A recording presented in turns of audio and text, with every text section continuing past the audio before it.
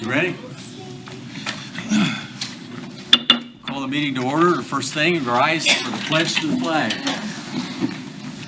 I pledge allegiance to the flag of the United States of America and to the republic for which it stands, one nation, under God, indivisible, with liberty and justice for all.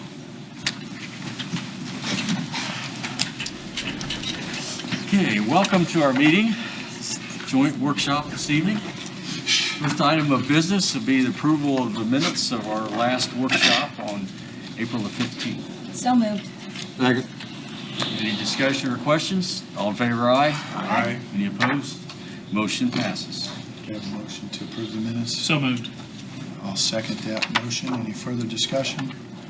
Not all in favor of the motion signify by saying aye. Aye. Opposed, same sign. Motion carries. Valerie.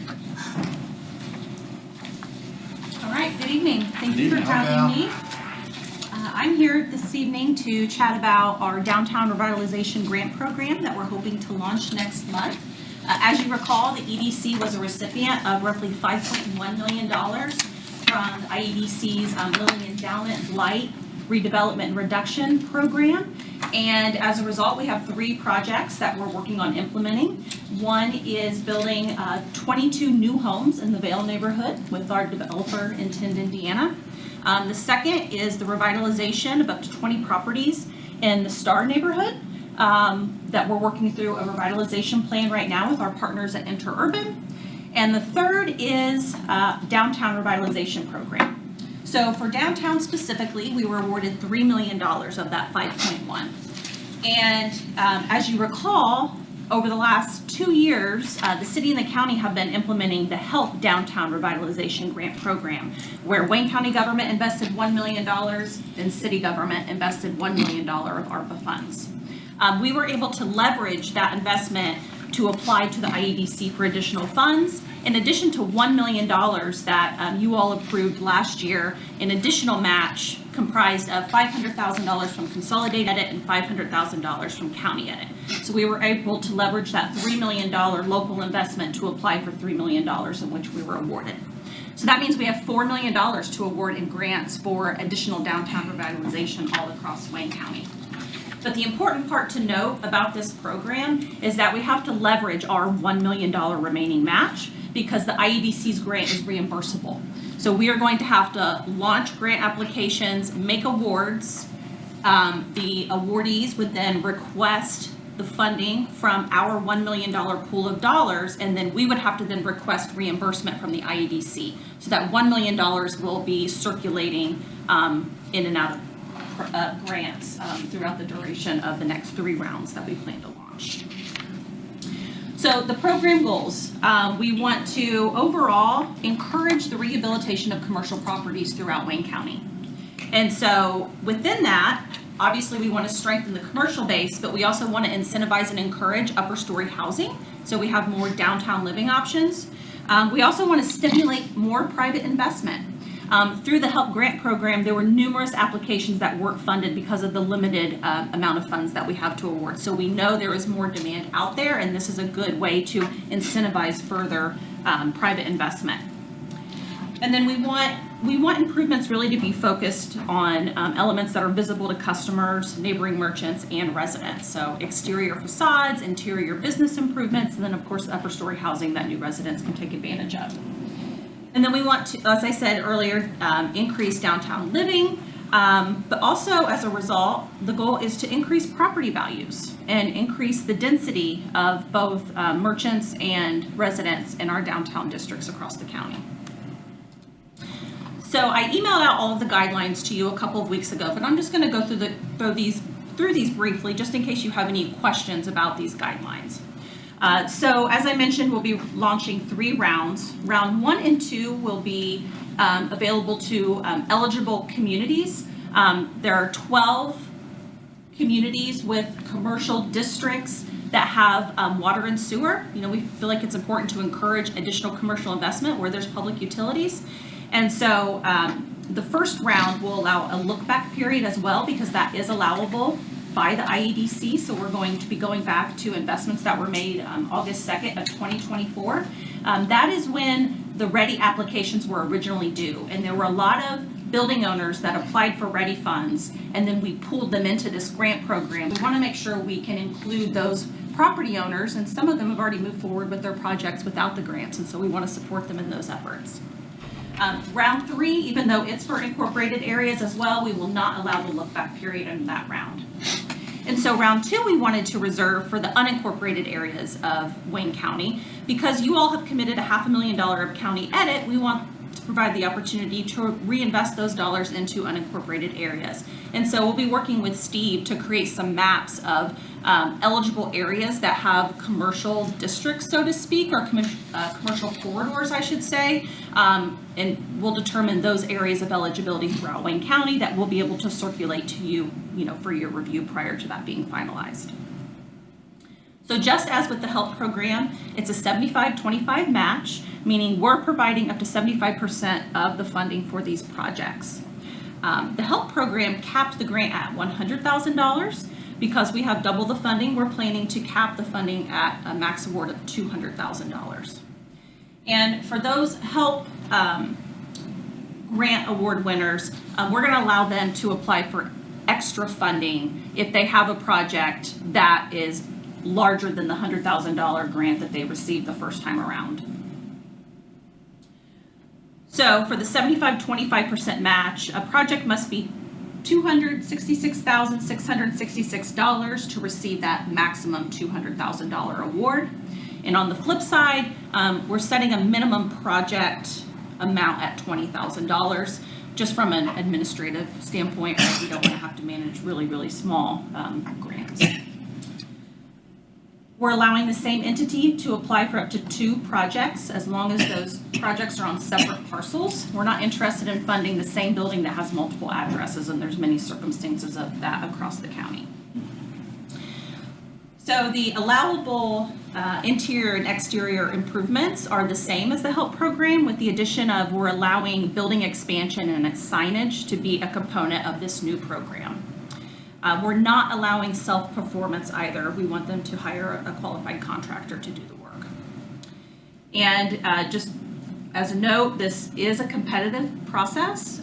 Just because you apply would not mean someone will, they're not guaranteed funding. So we do have a scoring rubric. We have a scoring committee that will go through and thoroughly review all of the applications and determine the top ranking projects for awards. And then we want to make sure that the projects can be completed within 12 months. And that's mostly because not only do we have to submit require reports for our grant program, we also have to remit reports to the IEDC during the duration of this grant program as well. So for someone to be eligible, they have to demonstrate their financial capacity to complete the project. The property must be free from any judgment liens, and mortgage and tax obligations must be current. And they can't have any zoning code violations currently active. They need to have occupancy permits, and we're allowing for-profit business owners to apply, but also any nonprofit owners that are currently paying property taxes are also eligible. We want to make sure that the property is properly zoned, so we'll be checking for that. And then only an entity with a legal interest in the property is eligible to apply, and they must provide a copy of their building insurance. So that's an overview of the guidelines and eligibility. Are there any questions up to this point about the program itself? A concern about your cash flow. Does IEDC do a pretty quick turnaround on reimbursements? They're supposed to. So they say they do drops, ACH drops every Friday. And so the intent is within the EDC's grant agreement with the IEDC, it states that we have to submit the prior month's expenses within 20 days of receiving them. So we're going to have to turn it around quickly, which tells me they're going to want to turn it around quickly and get money out the door. Okay. But we'll just have to watch our funding very closely to ensure that, we're sitting on still some cash before we continue to issue grants. So for today, because the county has invested $1.5 million in our match for this project, I really wanted to make sure that council and commissioners were comfortable with the guidelines of the program that we've created. And just know that Steve has been a big help as he's managed the county's help program, as well as Beth Fields at the City of Richmond, and kind of talking through what worked the first time around, what didn't, what changes should we consider, and even on the back end of the administration. So they've been very involved in that process. So we would like your support of the guidelines. And then I'd like to talk about access to the $1 million match. We are in the process of setting up a separate bank account at the EDC to keep all those funds separate from our operating. And so we'd like the funding to be available prior to starting to award the grants, because with that look back period, we'll have some project owners that are going to quickly be ready to request reimbursement. Questions for Val?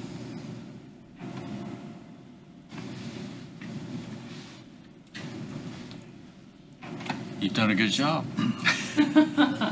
What'll happen to the interest on that account where that money sits? Well, that's a good question. We need a good answer. I would propose that at the end of the program, any interest earned, the EDC could roll into our grant administration account to retain those funds. Or if you want, we could do an even split and return half to Consolidated Edit and half to County Edit. Would be fine with me. If we send you all the money at one time, you're going to have some money to invest for a period there, I assume. I think that's probably where you're somewhat thinking about. First, because it's earning money for us, interest while we have it. Sure. We currently don't have any funds vested at the EDC. All of our funds are readily available for the programs that we're managing. So if we wanted to do maybe $500,000 draw in August, that could be okay. I think spreading it out, I don't think that we want in any way hold you up, but just to send money and have it sitting there for an extended period of time would be Yeah. concerning. I think the first round, there'll be several probably applicants who have already completed their projects and they're requesting reimbursement. So that money would be used fairly quickly. But round 2 and round 3, there may be more Well, lag. you'll know more by the time August rolls around too. You'll know about how many of those people. Right, will once you be get the on the look back. applications, you'll know. So are we talking about a 2-week period to get the funds, roughly, depending on the, It's appropriated, the money's appropriated. Yeah, just a matter of- Specifically for this project, so, for Because- that matter, it could be, once you have the applications and you've selected people, you could quickly do a claim to transfer that money to your account. I think potentially the difference that we're going to see is the interest that is on a small account, $1 Compared million, to an investment, yeah. compared to the county is investing in the interest rate that we're receiving on $10 million instead of $1 million. And that money's going to have to be accessible because it's going to be rolling over 3 times before it's finally spent, because ultimately that $1 million of match will be spent in the last round. so then for us, as soon as we finish the scoring and we know what the grant awards will be, we will then submit a claim voucher for the amount that we need for the initial disbursement. That makes the most sense to me. Yeah. How many applications were turned down before previous applications? Do you have any That number? I think there were about 16 that were not awarded in the last dollar round. amount? 16? Oh, the Oh. dollar amount. Dollar amount. I couldn't tell you, but it was probably at least $500,000 and probably $1 million, but. Yeah, I'd say but probably closer to $1 million. Remember, Gary, that some of them were turned down because the applications were incomplete.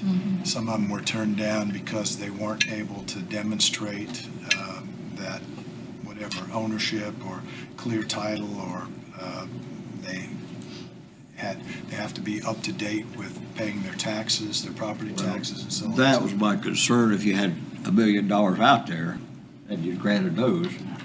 So if you didn't qualify to begin with, then that's not a qualified application the first time. But Correct. there were several There that were were some. eligible and they just didn't make Just the didn't cut. score as high as the ones that were awarded. Also, we're opening this up a little bit more broadly than the HELP program.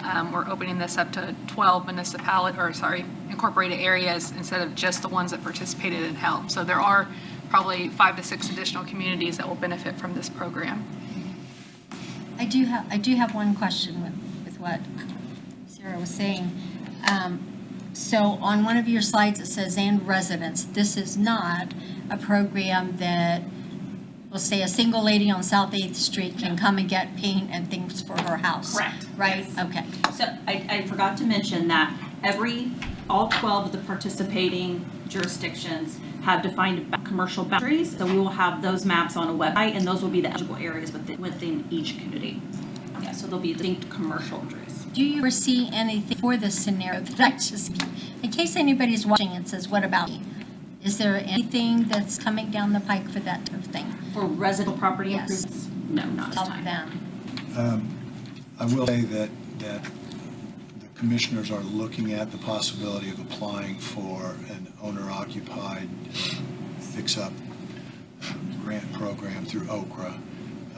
We haven't yet made a commitment to pursue that, but we'd be eligible for up to $500,000. There's a lot of strings attached and hoops to jump through, but we're just starting the evaluation process, and that would potentially be for, you have to be income qualified, you have to do a number of things, but to help somebody put a new roof on their home or put in Windows or paint.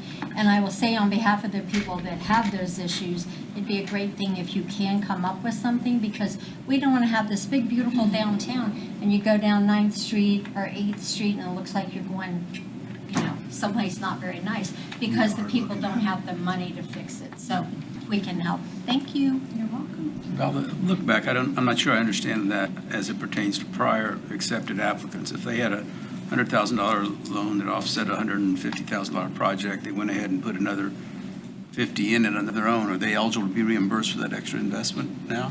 As long as it still meets the requirements. 75% of it. 70%. But it's a reimbursement. For those that have gone on and work individually grant.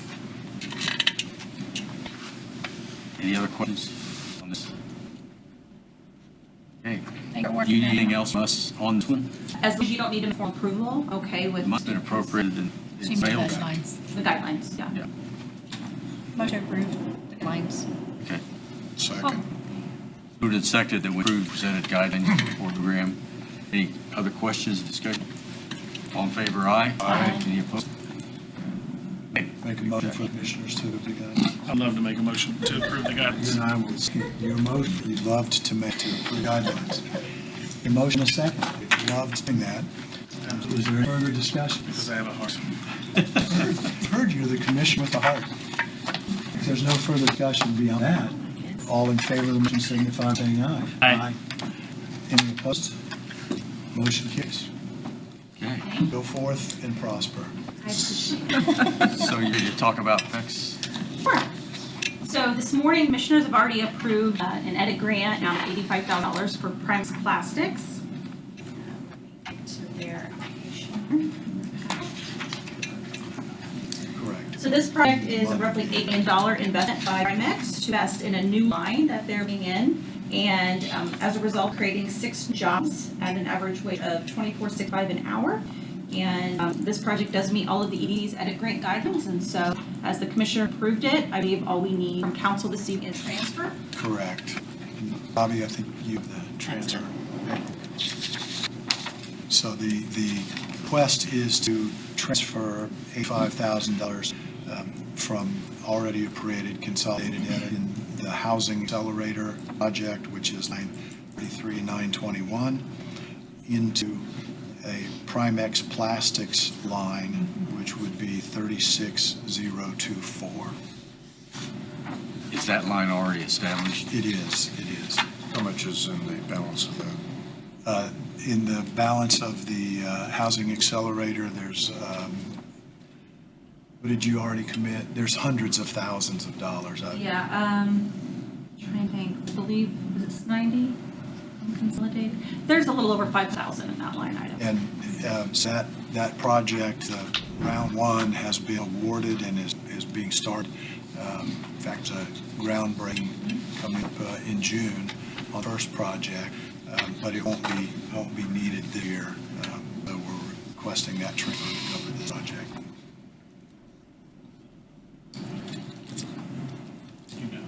It's the Housing Accelerator. Need a motion? Yeah. I'll make a motion that we do that. I'll second. It's been moved and seconded to approve the transfer of the $85,000 from the Housing Accelerator Program to the Primex Plastics.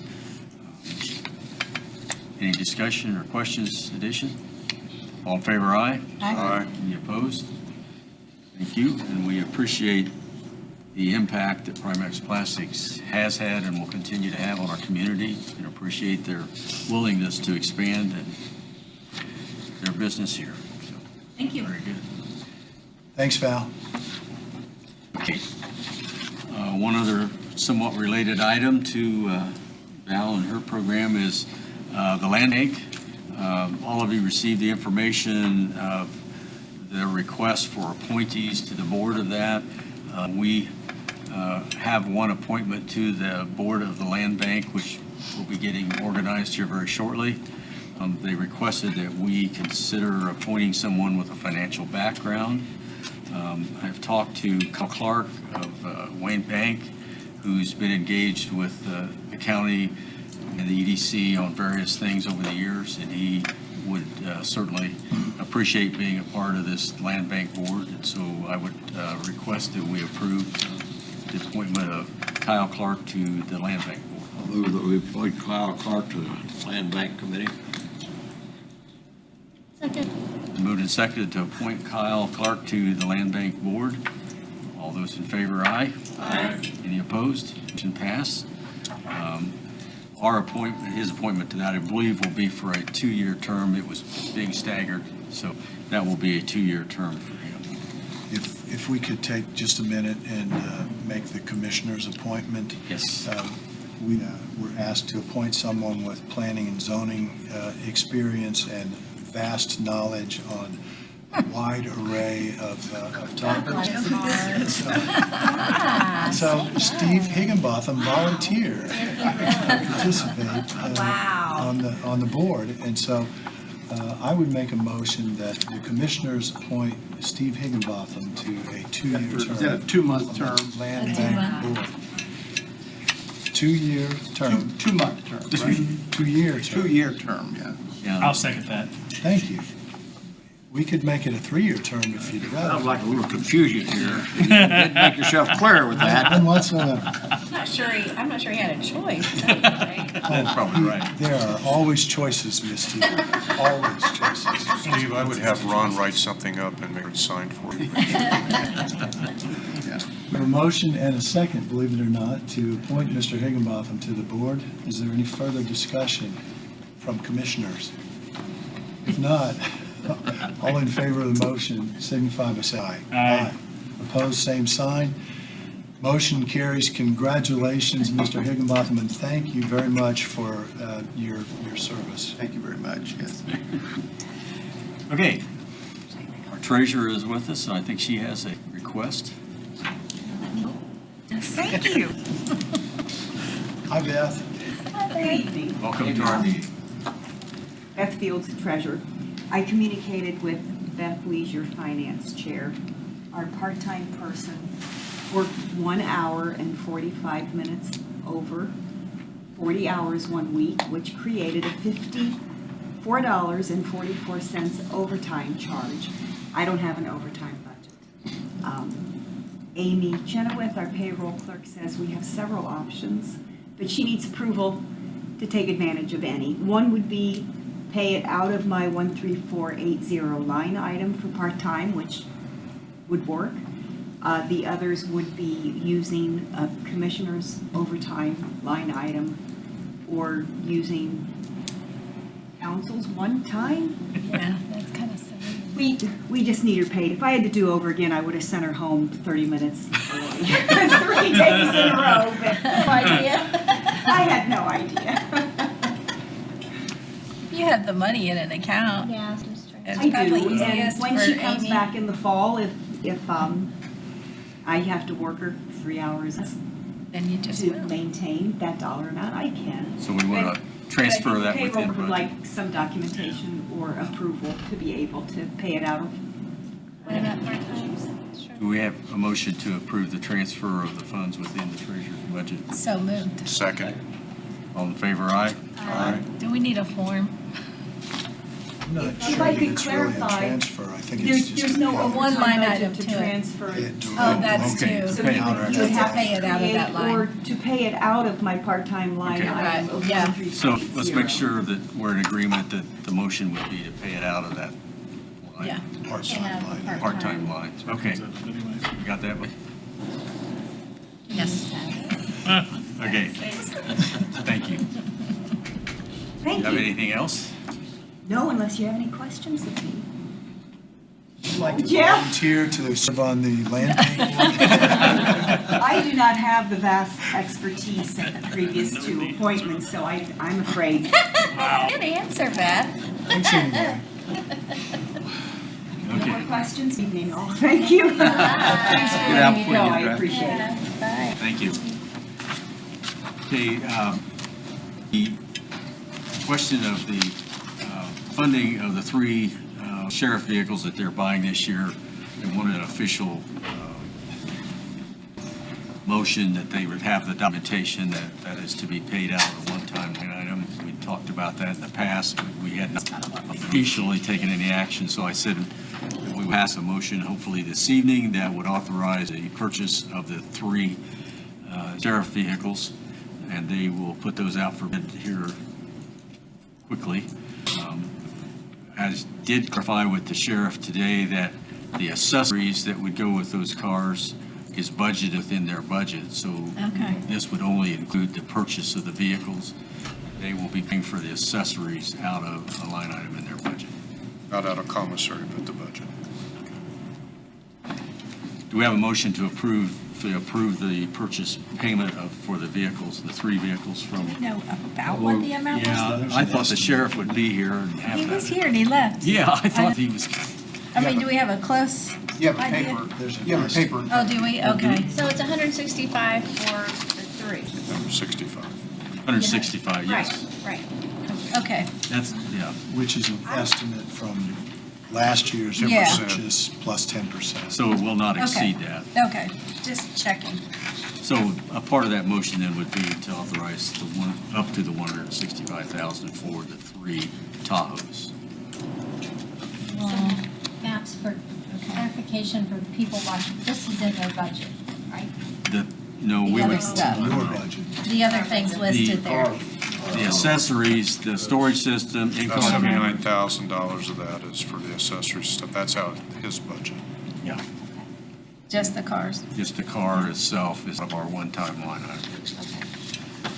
I I'd lost like track. to I appreciate him coming to us directly and not doing this on his own. Thank you for pointing that out, Misty. You're welcome. Do we have a motion to approve that? Can I move? Are you feeling uncomfortable in that seat, Jeff? In between these two, I'm sorry. Just say thank you. I'll set you over by Kathy next time. Yeah, there's an empty seat here too. Never mind. Do I have a motion? I can't made a remember. I can't either. I'm gonna make one in case we Thank you. don't. I did, but. Oh, okay, then I'll second You it. don't Gary made the second it. motion, I'll It's been second. moved and seconded that we pay for up to $165,000 out of our one-time line item for the 3 Tahoes for the Sheriff's Enforcement Division. All in favor, aye? Aye. Any opposed? Motion passed. Thank you. Alan will And then, appreciate that. Jeff, could you get the commissioners to authorize putting this out for bid? I'll make a motion that we put that out for bid. I'll second that motion. We have a motion and a second. Is there any further discussion? Hearing none, all in favor of the motion signify by saying aye. Aye. Opposed, same sign. Motion carries. Steve, you may put that out to bid. There you go, Misty. It's all official now. I'm very happy, so happy. I really am. And we really want you to be. Oh, my. Okay. Are there any other action items that I'm not aware of that we need to take care of this evening? I hope not. Okay, Dan Burke. Good evening. Hi. I am back to discuss the GROW grant again. And you talked about that, I think, a month ago at this I meeting. did at the workshop. So there's a little bit more clarity, not a whole lot more clarity. So just to kind of go over it briefly again, this is a federal grant handed down to the states, and then the state broke it down to regions. We're part of Region 4. Region 4 is, and it's a 5-year grant. Region 4 is going to receive around $1 million. So within this region, it's been split up in work groups. I am part of a chronic disease work group, and my deputy director is part of a maternal and child health work group. So we have to move forward. We have to have a decision or a letter of intent submitted by tomorrow afternoon. So I'm here to ask council's permission to move forward with these requests. This does not lock us into anything. We can back out at any time. So the request that is for, and this is a joint request, it's not just my request, it's a joint through the Chronic Disease Committee, is to employ community health work to all 10 county local health departments. So what that would entail is the county would be responsible for housing, employing, transportation, and just like any other employee. If this gets approved through council tonight and it gets approved all the way through, they still cut all this out. They're still trimming fat. I would probably run this through the contractual company and not as a county employee. That way, if the grant happened to go away like it's done in the past, we're not out anything, and the termination or layoff would rely on the contractual company. You're probably looking at about $130,000 in total by the time you pay the 30% fee and the salary, and you're going to have travel reimbursement and things of that nature. This would be a mobile job. Your job would be to go out and do outreach. They would navigate, as people were released from jail, they would navigate them into Medicaid services or mental health services or rehabilitation services, things like that. So that is one proposal for the community health worker on the chronic disease side. The maternal and child health side, it's a little different. There's no request to hire an employee. It is all funds.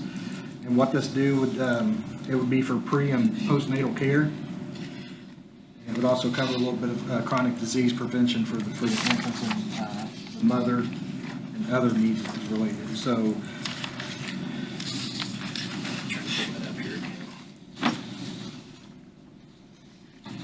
so this would be an overall expense, what's being submitted at least, of $608,000. And that $608,000 is a capital expense for mobile care unit. In the event that we get ours sold in the future, we're looking to keep that capability. So we're trying to do it without cost to the local taxpayer. This is one of the ways to do it. Will it get approved? We just don't know right now. So the other dollar amounts that would go into that would be maternal wellness. It'd be $53,000 to that. Breastfeeding programs, $21,000. Safe sleep and travel, $156,000. Infant care, $14,000. A portable sonogram, which would be put into the mobile unit. It's $15,000, and remote monitoring, $7,900. So with a total of $608,000. This may be trimmed down by $300,000 or $400,000 by the time it's all said and done. But we have to have that letter of intent into the state by tomorrow. Does this require any match from Wayne County? There's no match money, but it is on a reimbursable platform. So you would have to have enough money available to implement the reimbursement. Is this reimbursement one that comes back on a timely manner, or is this a long-term? Right now they're saying 30 to 60 days. So 90? 90 days, 180 days. So, yeah, we would submit May's dollar amount in June, and then we'd wait for the reimbursement to come in June to September. aye. Yes. Are you comfortable with this? Right now I am, because there's not a whole lot of details. My biggest fear, because it's happened twice now to me in my short tenure here, is that we get this going, we start implementing programming, and it gets pulled out from under us again. It happened with an immunization grant, and then it happened again with Health First Indiana. So we're still trying to run those programs. We are still running those programs with limited staff and money right now. So I just don't want to dig ourselves into a deeper hole that we can't get out of when it comes to that. I don't want to commit to the community and then have to pull programs back from them. It makes us look bad, Yeah. not them. It's I mean, it it's makes not- our county look. So what, just to defend what Dan's saying, I mean, this has been like water hose heavy, like they're telling everybody, hurry, hurry, hurry, hurry. And I heard yesterday that our region actually has the most dollars assigned Right now, requested. $60 million is what's being requested from Region 4. Yeah, and we're Only the $30 million highest. being granted. So that's, I mean, you could see what had to be trimmed off there. So that's what I'm saying, this is very preliminary. These dollar amounts will definitely not stay the same. Will they let you know? Do you know? As far as what we're awarded, Yes. the applications are due to the region committee by July 1st, and then the award money is supposed to be put out September 1st. So sometime in between. So if we say that it's okay to go ahead with this, are we obligated to do anything? No, we're not obligated. That's what I wanted to verify. We can pull out at any time. It's like any other competitive grant. You know, if you don't ask for anything, you don't get anything. And if you do ask, you still may not get it, but if you have a good request that makes sense, well thought through, you very well could, and allow you to fund a program that you would not otherwise be able to fund. And this is set up so it would be a kind of a, as I understand it, a one-time 5-year grant program. So if you started in the beginning, you'd have 5 years of this program, and then the money would be gone, and you would have to make a decision: can we fund it through some other mechanism, or do we eliminate the program? Part of the application, obviously, is sustainability, how we would Sure. sustain that program, you know, if it went away. And the answer to that question, as far as our health department goes, and again, this is a joint one, Henry County Director and I helped put together the one for the community health workers, so it's definitely a joint one. Would use hopefully future grant money, or with the mobile unit that did, if we did not CT scans, but ultrasounds and prenatal care in that mobile unit, we could insurance, you know, and create revenue that way. So there are some ways to sustain that program. Well, I don't know the Henry County Director, but I do know you, and I have a great deal of confidence in your abilities. So I'll make a motion that we approve them being able to submit the letter by tomorrow's deadline. So we could, I have one last question, please. So Dan, if it's a 5-year grant, can they come back and pull it a year or two in? That's the reason I would move towards the contractual side of things as far as an employee would go, where, you know, I'd use the. Just checking, just thought I'd ask. We've never employed a community health worker, and I think it would be a headache to go through the whole process of going through Irwin and creating a job description and all that stuff to, you know, for something that's not guaranteed. Then I would second Jeff's motion. Been moved and seconded that we approve the health department submitting the letter of intent to participate in this grant. Any further discussion or questions? All in favor, aye? Aye. Any opposed? Motion passed. Make a motion for approval. Yep, I'll make a motion to approve. I'll second. Any further discussion? Hearing none, all in favor of the motion signify by saying aye. Aye. Opposed, same sign. Motion carries. Thank you. As we get closer to this, we'll follow the county's process as far as the grant goes. Thank you. Have a good Thank you, night. Dan. thank you, Dan. The next item on our agenda, I'll turn it over to Aaron to introduce and give a little background of where we're at on the discussion. Yeah, sure. Nate, if you want to go ahead and get your computer set up. So, just so everybody knows, at Commissioner Conference last year, I approached Nate and Enterprise because I know Enterprise has done a lot of fleet work with a lot of municipalities across the state of Indiana. I've known of several of them they've worked with. And just so you know, I've given everybody a piece of paper that looks like this. This is all the municipalities in Indiana that they work with. Nate emailed it to me a while back now, but I just wanted to get it in your hands just so you know who they're working with. I talked to him at length at the conference about what exactly do you guys do, and what advantage is it to have you? What are the good? What's the ugly? We talked quite a bit at conference. After talking, we stayed in contact, had some more questions, and I said, hey, won't we have him come to Fleet? So I had him come to Fleet. He did a presentation for the Fleet Committee. I know originally a lot of the Fleet Committee was here back when Enterprise came several years ago and presented.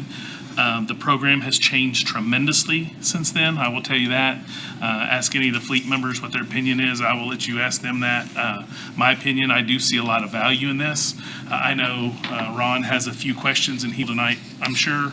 I see a lot of value in this program, and I appreciate Nate coming, and I wanted him to give this presentation to council, and I know Jeff hasn't really seen the whole presentation as well, just so you guys all have an opportunity to ask him any questions you want or anything else, and what they can do or maybe what they can't do for us.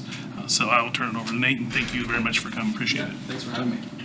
I'm not a big stand up and walk through PowerPoint type of guy, so I beg you, please stop me at any point to ask questions. I'd rather this be conversational.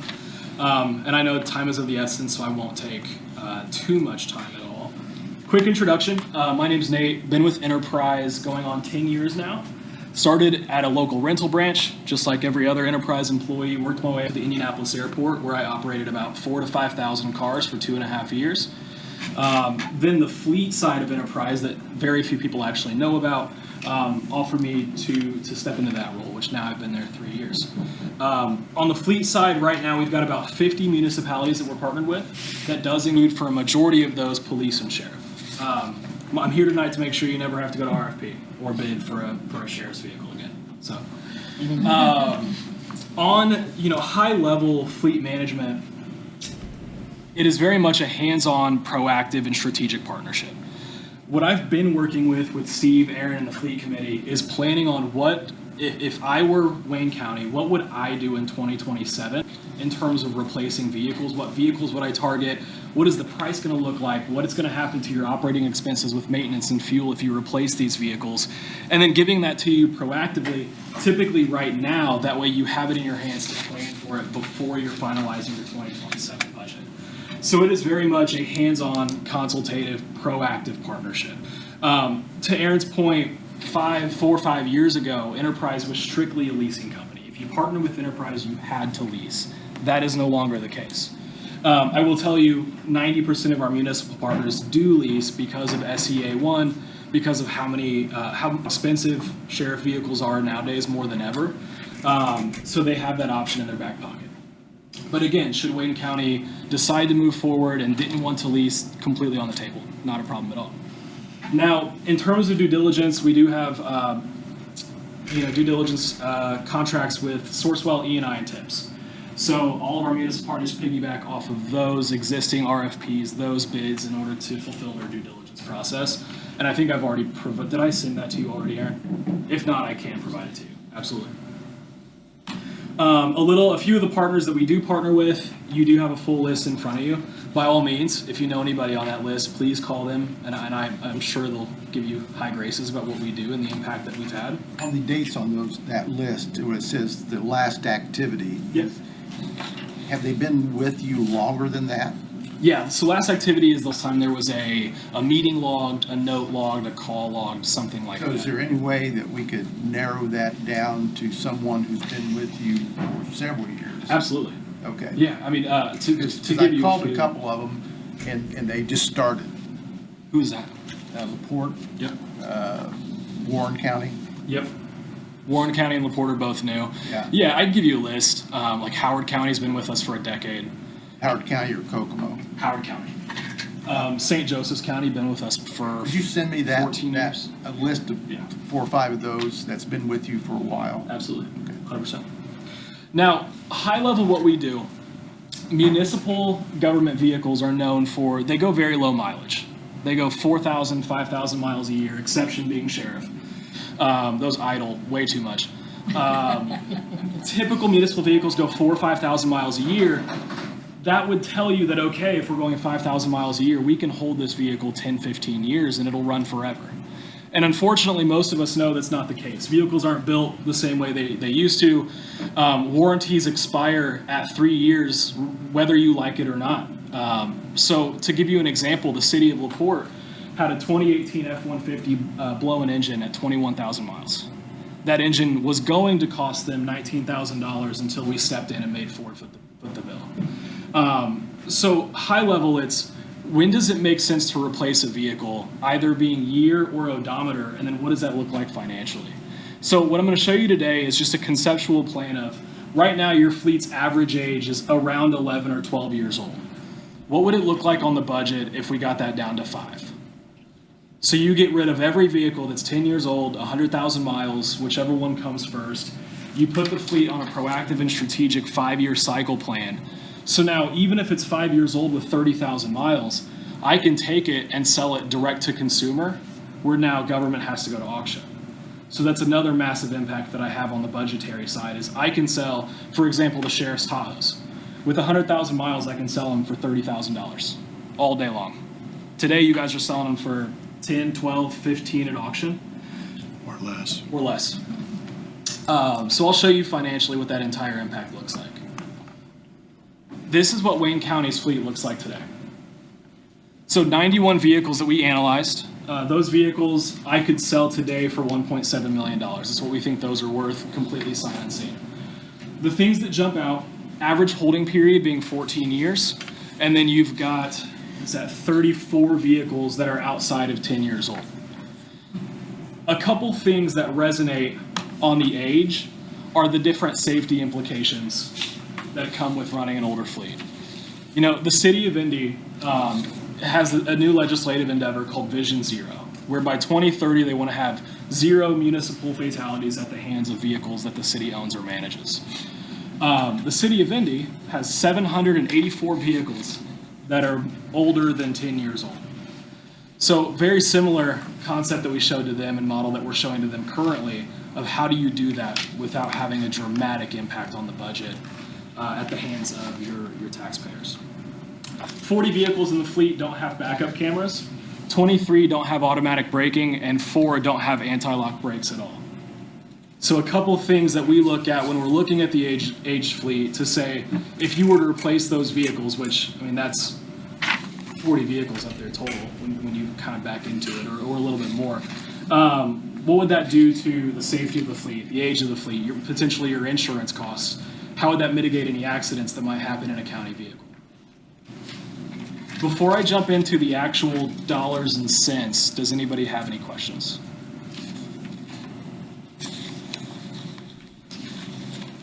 I'm being naive here. Yeah. So when we're talking about fleets, are we talking, what all departments does that include? So it includes highway, the pickup truck, not the big trucks, Okay. but the pickup trucks, health department, prosecutor, public defender, pool cars, Okay, I wondered if it building included grounds. Highway, okay. Thank you. The only thing I won't necessarily manage the same way for highway is their triaxles and tandems. They're large Freightliners, Westerns, Max, the huge Class 7, Class 8 dump trucks that usually require a CDL. I can help bid it out and source it just like you guys would. That would just be an exclusion to the replacement plan because those you don't replace every 5 or 6. Those you buy and you run 10, 15 years, absolutely. Now, before I jump into the numbers, high level what the program looks like. I acquire on your behalf at or under the state bid. So I am buying direct from manufacturer, or if I need to from a dealership, but the price is always the same. So a few minutes ago, you guys, you're going to go to bid RFP on 3 vehicles for the Sheriff's Department for $165,000. Those today, I'm ordering them direct from GM for $54,500 would be the 4-wheel drive Tahoe. So you know you're getting those at cost under the government bid every single time, no matter what you're acquiring from Enterprise. That is the police package, though. That's four-wheel drive, yep, police package, correct. And that is for any make, model, manufacturer in the country. I can do Ford, Ram, Chevy, Toyota, Hyundai, Nissan. I buy everything at cost and pass that through to you with no markups or anything like that. So you're always getting vehicles under your bid price. You would pay cash for them, or I can finance them, or I can lease them, however the county sees fit at that moment in time. If you said, hey, we wanted to pay cash this year, but we might want to lease 2 or 3 years from now if the budget changes, completely fine. We can do that and we can go with that flow. Throughout the partnership, we're helping manage the maintenance. We're watching your fuel expense. We're watching your maintenance expense. We're negotiating those things on your behalf in real time to lower your operating costs. And then again, at the end of the life cycle, we're selling vehicles for you. And we're typically selling them for 2 or 3 times more than taking them to auction today. So the impact is you have the same buy you have today, but now you have somebody in your corner that's actively watching and negotiating maintenance, fuel, and resale on your behalf to manage those expenses. And again, this is very much a partnership. You would have a permanent fleet manager that meets with you every month or every quarter, and their job is to consistently watch these metrics and adapt to the plan and make adjustments to help lower the cost for Wayne County. I have a question Absolutely. about maintenance. We have our own mechanics, and that's all fine with warranties and things like that? Absolutely. Okay. Yep. I would tell you any warranted items could go to a dealer because it's no expense to you. There's no sense in your local mechanic to pay for it. Yeah. The idea here is that now 90% of the fleet moving forward is going to be under a warranty. So no more are the days of putting in engines, transmissions, air conditioning units, anything like that, because ideally the only vehicle that's ever going to get that high in mileage would be the sheriff's vehicles, and we're going to stay ahead of that, ideally. So your local garage would only be doing oil changes, brakes, tires, the preventative maintenance things, which would drop your maintenance costs dramatically. You also can't take it to a dealership and they tell us it'll be, 2 weeks before they get it back. Especially sheriff's vehicles. Yeah, absolutely. Let's say we have 2 vehicles on the sheriff department that are involved in a pursuit. One is totaled. How quickly could you replace that vehicle? Including lights, sirens, radar, or just the vehicle itself? Just the vehicle itself. 5 days. I'll call John Jones, Kelly Automotive. They both piggyback off the state bid, even though the state bid doesn't exist anymore. I can call Gates Chevy in Mishawaka, cut a PO, and have it delivered here within. So you would do the footwork of getting 100%. that done and getting that vehicle delivered to the department so 100%. they can finish it out and do what they need to do. Absolutely. Yep. And the sheriff and I have talked quite a bit on that too. I can help manage all of your aftermarket too. So we'll order a vehicle, or depending if we have the time, we'll factory order it, or we'll go bid it from a dealership. I will deliver it to safety services and kind of micromanage their process of lights, sirens, all of that stuff. Safety systems. Safety systems, yep. And then how you fund the aftermarket equipment is entirely up to you. You pay cash for it. I can put it into a finance or lease structure, however that pans out. And I can bid. The sheriff loves safety systems, so there was no intent on changing that. But if there was ever a need to, I could bid that out as well. I use every police outfitter in the state. Now, financially, this is what it looks like. And I'll kind of start at the very top box. So this is the administrative side of the fleet. So this is everything excluding the sheriff. 56 vehicles analyzed. Those 56 vehicles have an average age of around 11.2 years old. Your maintenance expense using the average government cent per mile is about $250 per vehicle per month. Price per gallon, $3.50 a gallon. This was a few months back before the price doubled. Now, today, you're replacing 5 of those vehicles a year. You're paying cash for them about $200,000. You're selling older vehicles at auction or across the scales, getting a little bit of resale out of it. And your maintenance and fuel expense are around 25 to 30 cents per mile, just where the age of the fleet exists today. Over the next 5 years, I would penetrate the fleet with replacements. So year 1 would be, let's replace anything 10 years old, 100,000 miles. Year 2 would be 8 years old, 80,000 miles. And we would kind of slow roll a replacement plan. In year 6, you have a proactive and strategic budget. So you know every single year before your budgetary need what that expense is going to be, what your maintenance expense is going to be, what your fuel expense is going to be, and the net impact on the budget. And we're going to get that to you June, July, every single year that way you have it before budget season. If you take the fleet from today's 11 years old to 5 years old is what we would tell you to operate it at, your net impact would be $1.3 million. What's that mean? Over a period of time or Over 10 years, yep. your suggestion of savings of that? Yes. But we haven't talked about what you would charge us to do all this. Yeah, I'll tell you, it's the same across the country, whether you're Los Angeles or Wayne County. Enterprise's profit margin is 0.1% of the price of the vehicle. And that's per month.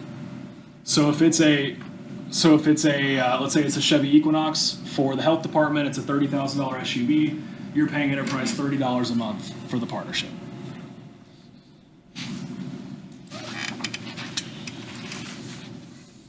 Now the impact there is you're going to save more than that in the partnership, right? Just from resale alone. I mean, if I can take the Tahoes from the sheriff's department at 100,000 miles and sell them for 25 or 30,000, that alone is going to dramatically offset what you pay me in partnership. Is there a fee for that as well?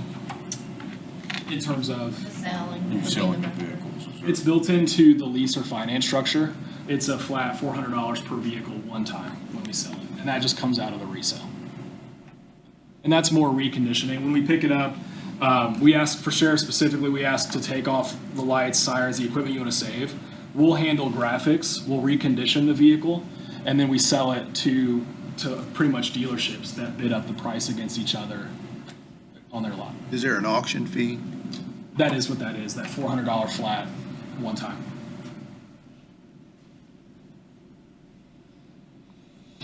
Now, this is what it looks like for the sheriff's department. Now, over 10 years, it's negative $45,000. The reason that is because today the sheriff still has a lot of Durangos in the fleet.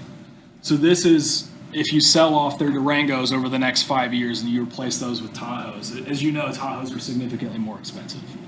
Durangos, V6 Durango, we can order today for $38,000. The Tahoes are closer to $55,000. So that's where that negative is coming from. It's from assuming in the future the sheriff's department is going to continue to run Tahoes in their fleet. Now, this also does include all new equipment on every vehicle when they come in. So we pulled a rough estimate from Safety Systems. This is including that every vehicle over the next 10 years is getting new lights, new sirens, new radar, new everything. So this also includes $28,000 in aftermarket equipment on every Tahoe.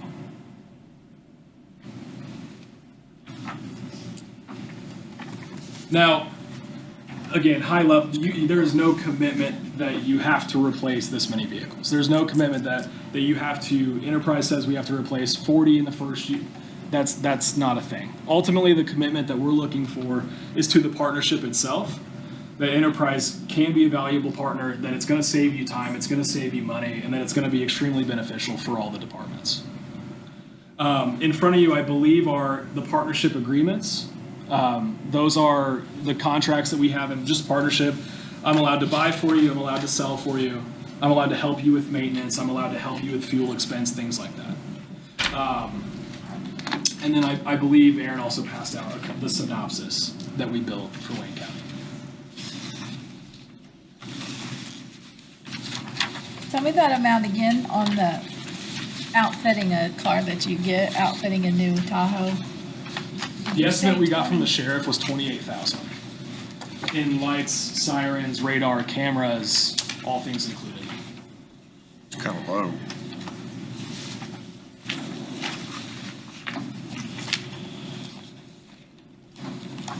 It is on the high end, honestly. Yeah, I was gonna say, it's Very high, it's very high, because he just gave us the price for that stuff for 3 cars, and it would only be about $14,000, $15,000 per car. But that's just for lights, the cage, Camera. console. That's not counting the camera. But they're reusing the cameras, reusing radars. Okay, that's what I wanted to That's what it clarify. is, Yeah. Okay, I think he said the camera system alone was $8,000 per vehicle. yeah, That's, yeah, okay. that's And what we I- can reuse equipment, that's what I correct? was wondering. Please, I encourage you to reuse equipment, Counting those two. absolutely. They weren't counting that other stuff, okay. And I see them, Fountain County they're doing 8 Tahoes tonight. Theirs were only 12,000 apiece, all in. So I've seen them the Tahoes specifically, I've seen as low as 10. And then if you're Hamilton County, it's like 40. So, yeah. they do like grapplers on the front of every Tahoe that they buy, so. Must be nice. Yeah, Have the absolutely. tax base to be able to do that. 100%, yeah. So what did you say your fee? 0.1% Okay. per month of the price of the vehicle, and that's built in. Per vehicle? Correct. Okay. And that's not the existing fleet. That's only what you would replace moving forward with enterprise. Okay. So let's. Would we end up with a monthly bill with that then, or is that built into? So if you are financing or leasing, it's built in to the lease finance. If you're paying cash, it's actually not 0.1%. It's a flat $20 a month. How much? 20. 20? So it drops from 0.1 to a flat $20. And that's on the purchase side. Correct. That's if you were to pay cash for a vehicle. Yep. And we would do that upfront or by every month? The Or annually? $20 per vehicle would be per month. Okay. The cash would be at delivery. And I think that's where this originated from. Where and I's intent was, and the fleet committee was planning for 2027. So what this is showing you is what I would replace in January of 27. Now, the timeline of that is we would need contracts executed and the vehicle commitment signed in June, July, August. I would place those orders with the manufacturer. They would deliver in January, February. You don't pay for them until they're here. As the former sheriff knows, lights, sirens, radar, laptop, that takes 4, 5, 6 months, right? So if I wait until January to order them, you're not getting them until October. So by ordering them in August, June, July, August, now we're able to get them built, get the VIN cut, order the parts, have them on the ground January 1st for the sheriff's department.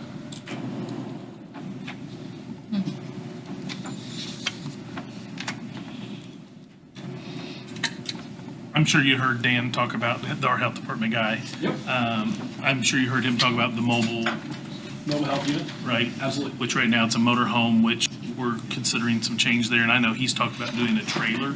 Yep. Is that something, I know we've talked about it, but if you share with the group on, Yeah, absolutely. So we do everything up to semi. I won't lease or finance an ambulance or a fire truck because that's quite the mess on its own. But we do have our own full-time vehicle engineers that sit in St. Louis, and their services are completely free. So what I would do is set up an engineering call to figure out what are the needs going to be, help him bid it, help him source it, and then just give it to you in package so you can pay cash for that outside enterprise.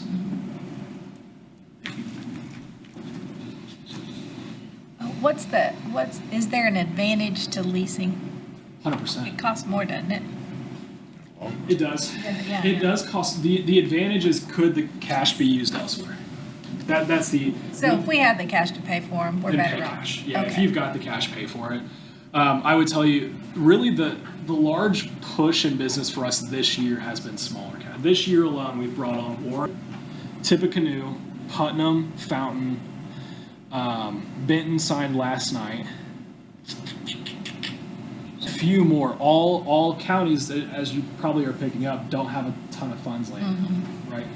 Those are who really need a leasing program, and they seek out a leasing program because without it, they can't afford to replace specifically sheriff department vehicles. And to give you an example, I think I had prepared an estimated quote for the sheriff. How long is your lease term? We set it based on the annual mileage.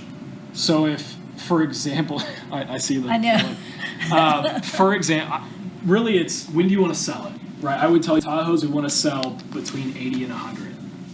Some deputies that would take 3 years to get there, some it's going to take 5. we would structure, Patrol vehicle, it's not gonna take very long to get. yeah, we'll structure them that way. So on a lease, we still can sell it, or you get it back at the end? I sell it and I get you a check for it. Okay. Yep. So I'll show you an actual specific lease. Your insurance carrier happy. This is the one I had originally prepared as an example for the sheriff. Now this is two-wheel drive. That's why it's 52 instead of 55. I know he needs four-wheel. I did, I promise. This was, so two-wheel drive, we had him at 52 for the vehicle.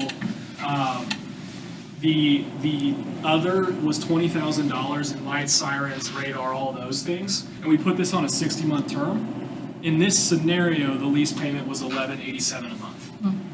Now, if you look underneath the total monthly rental, the reduced book value is $12,000. That's technically the balance on it. I would sell it for $30,000. So the difference I would owe back to you. So if I sold it for $30,000, the balance was $12,000, I would owe the county $18,000. And I would ask you, hey, how do you want the $18,000? Do you want me to roll it into the next one? Do you want me to cut you a check for it? Or do you want me to allocate those funds? Now, the difference between this and a traditional dealership lease. Traditional dealership lease might make sense administratively, and I can write those. They don't make sense for the sheriff. Traditional dealership leases, the way that those are written is that they limit your mileage to 10, 12, 15,000 miles a year. Anything over, you pay charges on, and that's because the dealership's money is in the resale. They're going to sell the vehicle, they want to make all the money on resale, and that's where they're getting their bank. This is an open-ended, basically capital finance. So there's no mileage fees, there's no wear and tear fees. Worst case scenario, deputy beats the heck out of the car. It comes in maybe worth 25 instead of 30. You're still getting the difference back. The equity is yours. And there's no down payments, right? Sorry. The only down payment that would exist is if Enterprise is leasing or financing the aftermarket equipment. It would be half of the cost of the aftermarket. So let's say if the light sirens alone are 14 or 15, and you wanted Enterprise to fund that, but not the cameras, then you would pay $7,000. Okay. So basically, just on the vehicle, not the other accessories, you're using your buying power as a large corporation to be able to purchase these vehicles directly from the manufacturer at a better price is basically bottom line. 100%. And then I sell them for you. Because Enterprise's name is on the title instead of Wayne County, I can sell them directly to consumer. That was my next question. Okay. So you have the title of the vehicle. All right, so if you have the title of the vehicle's involved in a crash and there's a lawsuit, are you also on the hook? No, there's indemnification. That's what I wanted you to say. Okay. There's small print. Yeah. We are not on the hook. Sorry, Ron, I had to ask. And just, we've had this conversation, but something you haven't really touched on is, let's say we go the purchase side, because I think everybody here is more favorable for the purchase side. And I'll be honest with you, I think I lean that way as well, because I think we're available to do that. We purchase the car, it's all titled in Enterprise. 6 months, a year down the road, we're like, you know what, Nate, we appreciate it, but we're done. We want to just do this on our own. What do we need to do? Yeah, so on a traditional cash finance, it's still technically a capital lease because I'm going to sell it for you, my name's on the title. In that scenario, if you said, hey, we're going to go back to the way we were doing things, I would strike, it would be on my books for $1. I would strike the dollar and I'd mail you the title. I just want to make sure everybody, and if anybody had Is questions. this all or nothing, or if we decided to say, hey, we're just gonna start, leave sheriff's department alone and start over here, or vice versa? Is it all or nothing? He can do either way, I know, I'll let him speak. Just to test it, to see if it works? 100%. I would tell you the most impactful would probably be sheriff. Sure, sure. Makes sense. But again, it's whether you lease, finance, pay cash, doesn't matter. Whether you start with 10 vehicles or 50 vehicles, doesn't matter. Ultimately, the value is in, we want to be a partner with the municipalities to help mitigate the bidding process, the RFP process, the selling at auction, the who's going to upfit our vehicles and not take 8 months. That's where we specialize because, to Jeff's point, that's what we're full-time fleet managers for 50 municipalities. So I would we're pretty good at it. And to your point is, I'd almost say we do the whole fleet because let's say we do it for a year, and after that year, we're like, nah, we're good. The only vehicles we owe them $1 on are the ones that they have purchased.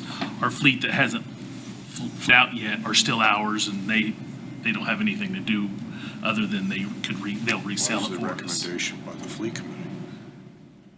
I'll let Matt. Fleet committee has not come to a point of a recommendation yet. He's met with us, I believe, on 2 different occasions recently. Got to the point that for the budget process coming up, you folks needed to know what the fleet committee is looking at. We needed to know your questions, your concerns. So, no, there's been no recommendation. Do not anticipate that happening real quick, but it could within the next month. So we just decided to put out for bid 3 vehicles. Can you bid on those for us? I mean, if we give you the specifications, is that? Didn't have a contract Let's together yet. take it another step further. Without contract, I would tell you no. could you tell us what you could get those vehicles for us? I will absolutely tell you what my price is. Okay. I can't That's- bid on it. I can't. Yeah. So Enterprise. Without a contract and. 100%. Yeah. Yeah, Enterprise but I'm will- saying, can you just tell us? Absolutely. So we've got bids from 3 or 4 places. You can tell us, if we had gone with you, this is what those vehicles would cost. Yeah, absolutely. That's my question. 100%. Yeah. And I would tell you again, Enterprise. What we look for is long-term partnership. Not. I don't want to be a dealer, right? If the intent is keep doing it on our own and we'll buy vehicles from Enterprise here or there, that's not the intent. And so, I know you don't mean that. let me have a follow-up question. Yeah. So we're going to have, when we put this out to bid, there'll be specific specifications. Yeah. This is exactly what we want. 100%. You will go with that. You Yeah. when you're buying cars, you're not saying, this is our standard Tahoe police car, and this is what it costs because we're going to buy 5,000 of them across the country, or It's whatever you want. 20,000 or whatever. We can get still whatever we want, whatever And you can get options. it more customized. I'm ordering direct from the manufacturer. If I'm ordering an F-150, there are quite literally 300 options that I can go through and pick from. I will make recommendations. I'll give you an example. I won't say the county. I told Aaron the story. I met with a county in Indiana. The highway superintendent reached out to me and wanted to meet, wanted vehicles. He wanted ZL1s. Right. I immediately shot that. I will always make the recommendation of, at the end of the day, it's a municipal vehicle. You don't need a ZL. The ZL1's $70,000. You don't need that, right? If I feel like the request is unreasonable and it's coming direct, I will always go back to council and commissioners and validate that it's the right thing. In the same breath, I will also tell you, if the county said, hey, we want to run Fords next year, I might tell you, hey, Fords aren't the most cost-effective to run, right? This year it's Chevy, maybe next year it's Ram, then maybe it's Ford. I will give you that information too, to say, hey, if you need a 4-wheel drive crew cab pickup truck, Ford is not the best one this year, it's gonna be Chevy, or it's gonna be Ram. At the end of the day, it's still your decision. You can tell me, hey, we're gonna run Chevy anyway, we like Chevy, there's a local Chevy dealer, that's fine. But it's my job to arm you with the information to help reduce that cost. So if we go with you, what's the opportunity of the local dealer for being involved? Yeah, as much or as little as you want. I would tell you, we want to factory order as much as possible because the intent is to be proactive and strategic. What I can do is mark that local dealership as the delivering dealer. So when the manufacturer builds them and ships them in, they have to go to a local dealer for inspection, and it's called PDI. That dealer will then get kickback revenue from the manufacturer for doing that side of the delivery process. So we can customize the order, we can place the order. That's going to take 10, 12, 16 weeks to be built and come in. We'll have those delivered at the local dealership so that they're getting the revenue for it. And then from there, we can disperse it as needed if they need to go to safety systems or if they're just coming here for administration. I have a question. If you own the vehicles, how do we license? How do we I put do the all of it plates for on? you. I So do, that's- built into the partnership, I handle all license, title, registration, renewal, tolls, citations, recalls. The only thing I can't do is undercover plates. Those have to be done specifically with ISP. But I can do sheriff plates, I can do municipal plates, administrative, I can do any other plate type except for undercover. Let's talk about renewals. Yep. Do them on a timely matter so that I do those, them 90 days in advance. 90 days in advance. Right. One added to your question or remark, I think the fleet committee in the discussion has pretty much been, as Aaron said, leaning towards the purchase, not the lease program. I don't anticipate there'll be any recommendation for the lease route. Yeah, and all of that is included in that, like, for the 20, if you're paying cash, it's a $20 management fee. That includes me licensing, titling, registering, renewing, like, all of that is included in that management fee. And that also has a full website where you can go through, we can have everything cost coded by department, split up between acquisition, maintenance, fuel. It'll all be itemized in the website. You can pull down all your lease schedules, you'll know down to the penny what every vehicle had done in maintenance. City or county employees can have the mobile app on their phone and use the mobile app to put in inspections or odometer reports or vehicle condition reports. There's a ton of technological advancement there as well that are also included in that management fee. Our current mechanics have a report, and they usually send out mileage, and when they know when cars are due for service, they'll send out notifications to whoever driving that vehicle or whoever's responsible. I'm sure the mechanic can have access as well, and you guys would communicate back and forth with them anyway, correct? Absolutely. And if, I don't know how much legwork is going, I don't know if that's automated or if they're doing it all on their own. They can automate that through our system if they wanted to. By no means. I know the system now notifies him, and then he sends out, and I think that actually notifies the officer even, doesn't it, automatically? it used to by Yeah. email. Right. What about recalls? Yeah, you'll get an automatic recall notification via text, email, and letter within 48 hours of the email of the recall going public.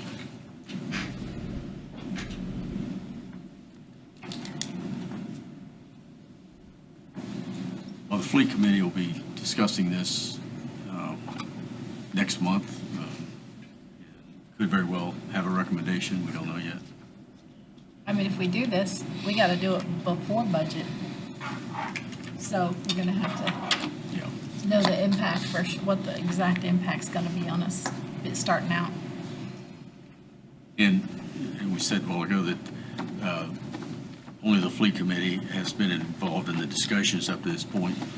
This is the first time Jeff's seen a presentation, had this information as well, so it's just been within the fleet committee and now wanted to broaden that out. So did you say that somewhere you've got a recommendation of what year one would look like? I do. So if year one, hypothetically, you replace everything 10 years old and 100,000 miles, that's 36 vehicles. That's in the sheriff's department, That's right? the entire system. Oh, that's everything? I Okay. think 24 of those are administrative and 12 are sheriff. That would be 36 vehicles would be the recommendation. If you were to lease those, it's $385,000 in lease costs. We estimate that I would sell those 36 vehicles for $156,000. So your year one outlay to replace 36 vehicles would be the difference, so around $230,000. And again, that's if you leased. If you paid cash, we can formulate what that would look on a cash outlay. And I think that's, we'd want to see that. Absolutely. Yes. Other than the lease structure, is there any other financing? I can finance. Well, that's what I had trouble getting my head around, because they're, public entities are limited in their ability to incur debt. And leases, generally speaking, are not going to be viewed as debt, although, you know, there are exceptions, capital leases. Financing, on the other hand, I haven't got my head around that yet.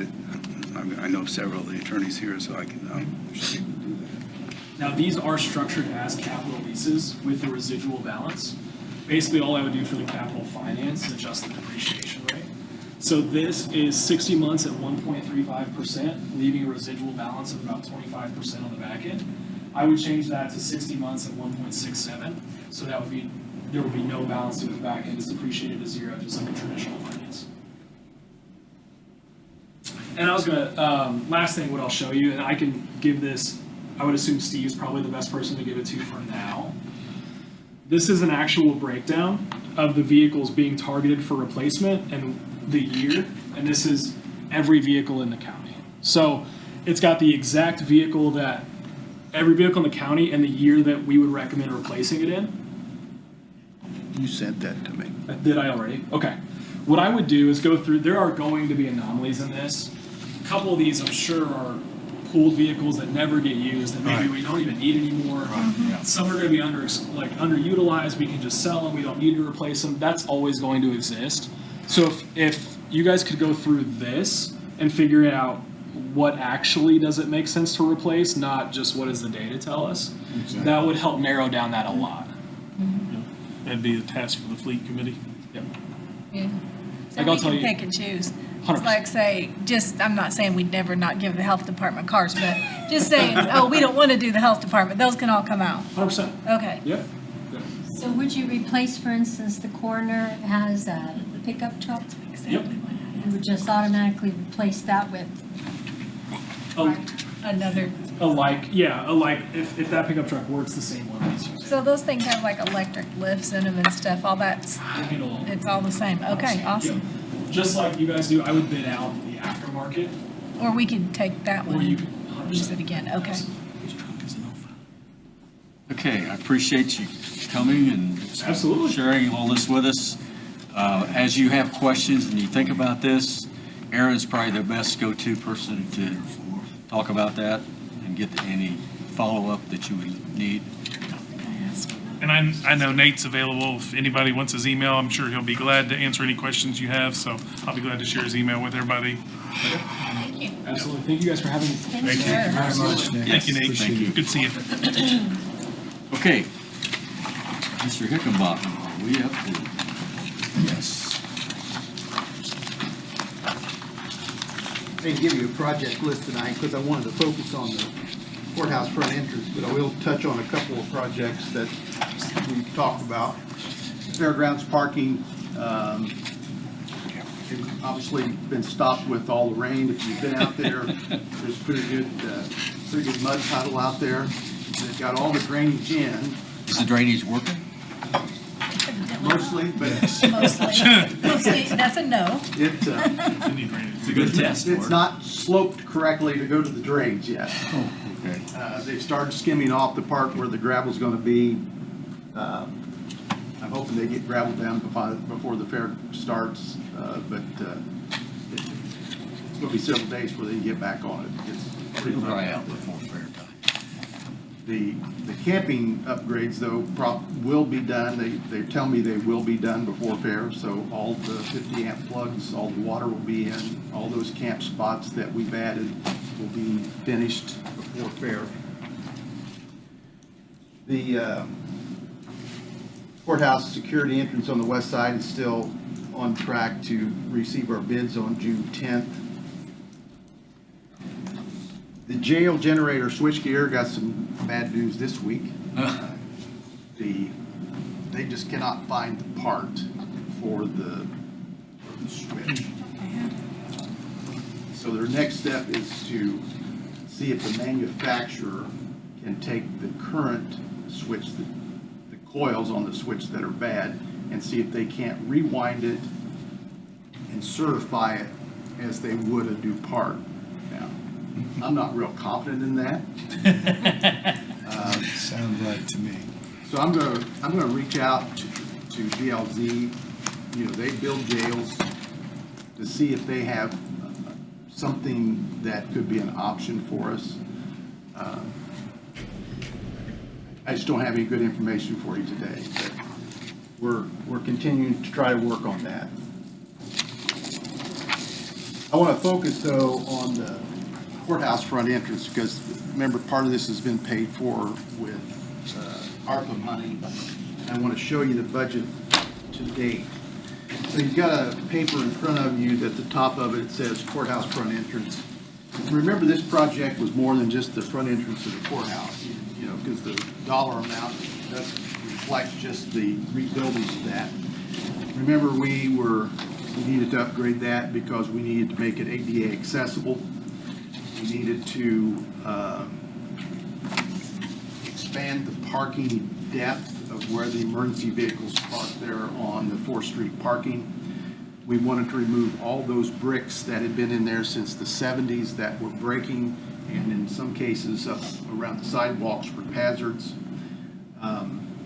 So it's a little larger project than just the front entrance, and so the bids that went out, starting there at the top, the bid that was awarded to Smerelli was $395,000.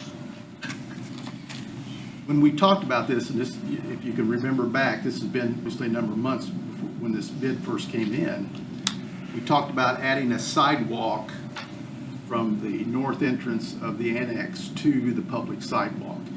So that was not in the $395,000 bid because it was not an option, but we had a price for it, and it was $62.50. And so at the time, we also added that into the ARPA money to balance that was going to be expended.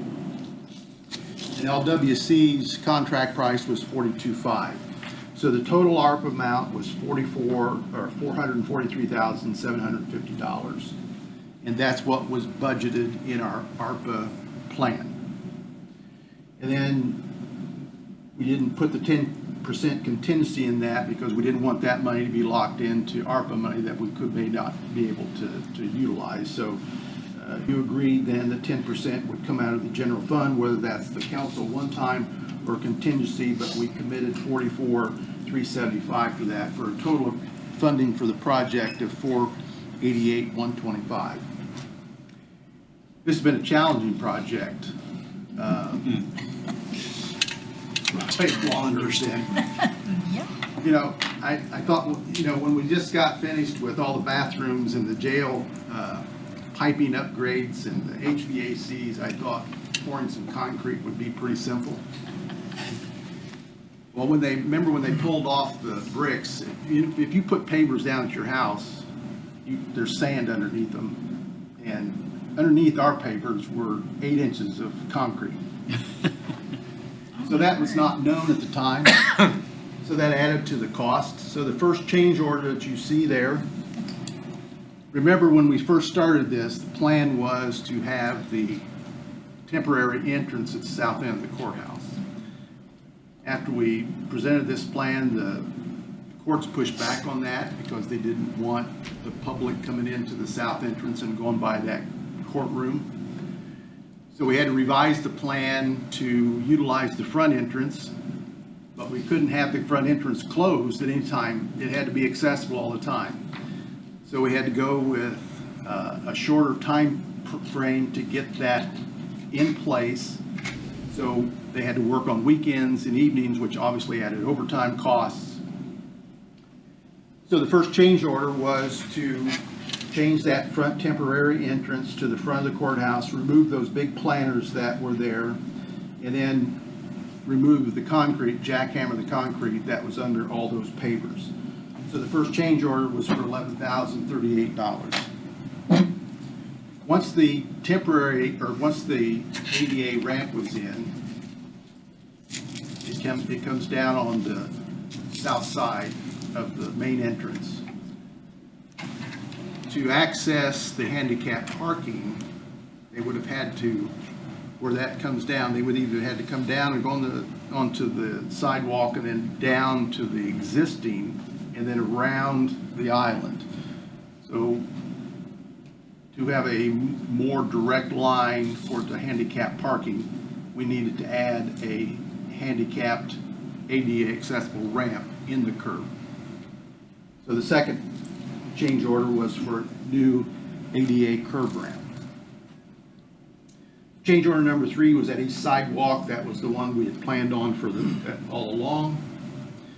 Number 4 was to add a guardrail onto the existing, or to the new steps, and also to chamfer the walls that were poured so that they would match the chamfer on the walls of the courthouse block that's out front. And then change order number 6, we had to redesign the fencing that was to go around those transformers that's in the north side of the courthouse. Those transformers are RPNL's transformers, and because the fence that was going to be installed, it had to be installed at a certain distance away from those because of the high voltage, if they go in and need to shut those off, they have to be 8 feet away from them with a pole to do that. So we had to add gates on both sides of the fencing, which means we had to extend out the concrete platform. So that change order was $17,000. So the change orders that have been approved thus far are $44,536. Do you have any change orders that would cost less? Yeah. Well, yeah, I mean, He's going to go over those now. Yeah, they're coming up. So now there's some change orders that we have not approved yet, because at this point, we're at the dollar amount that you folks have approved. The next change order is number 5, and what this is, lights in the annex parking lot are served by an underground wire, except one, and it was served by an overhead wire.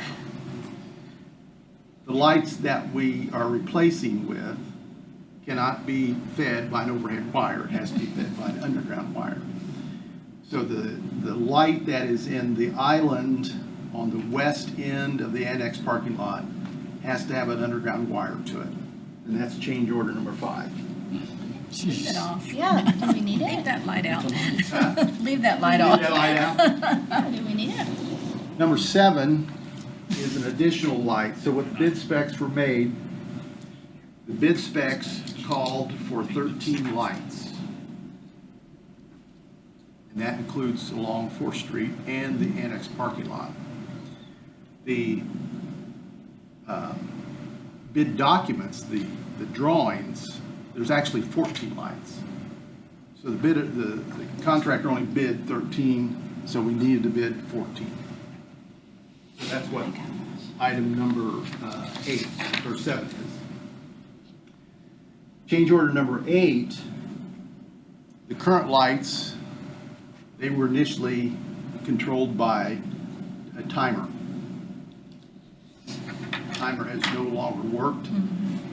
Our lights are all converted to photocells, so the new lights have to have photocells. And that's what change order number 8 is.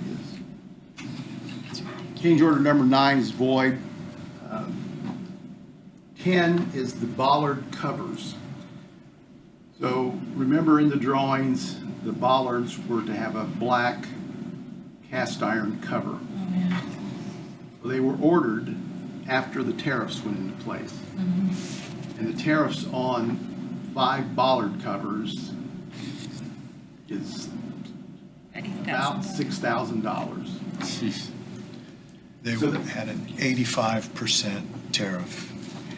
And that wasn't one of the that wasn't one of the, remember the Supreme Court ruled that some of the tariffs have to be refunded, but steel tariffs isn't one of the refundable tariffs. So those change orders that are pending that have not been approved total 24.5. Can't we have those things made by a blacksmith or something less than that? Honestly, she wants you to look on Amazon. So, and then all these change orders requires work from LWC, so there's additional fees from LWC at $32.80. For just that? Just for that 24,000? Well, each one of those requires, like when you change something, they have to do a drawing. Okay, They so have to do, they have to do new specs.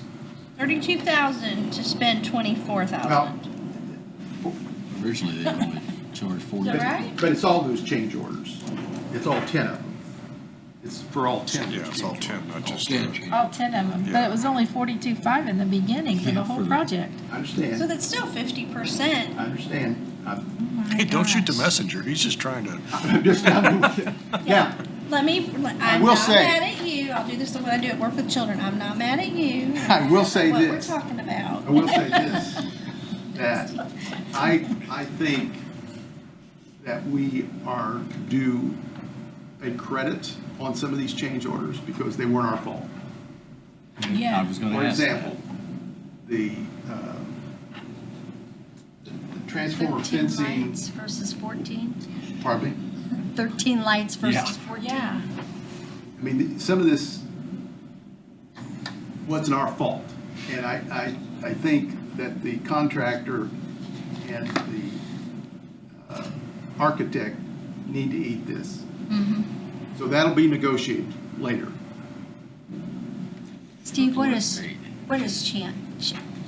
chamfering? Is that like painting or you're Rounding. making the? Rounding. They were square corners, and so we had them rounded, which took extra work. So, no, I'm actually being serious. If we got one light out in the corner of the parking lot, do we really need the light? Up here in the, You do. We probably do. For- It's dark out there. it's on the far end. Mark, what you said, don't park on the far He end. said it's on the far end. It's on the far, this evening staff can park up here, right? We have late jury trials that happen and a lot of stuff. And You have homeless cameras people who out try there to live that out also there. the light will In the help. winter, it makes a difference. We have that, the parking lot, I'm just trying to save $6,700. Work with me, people.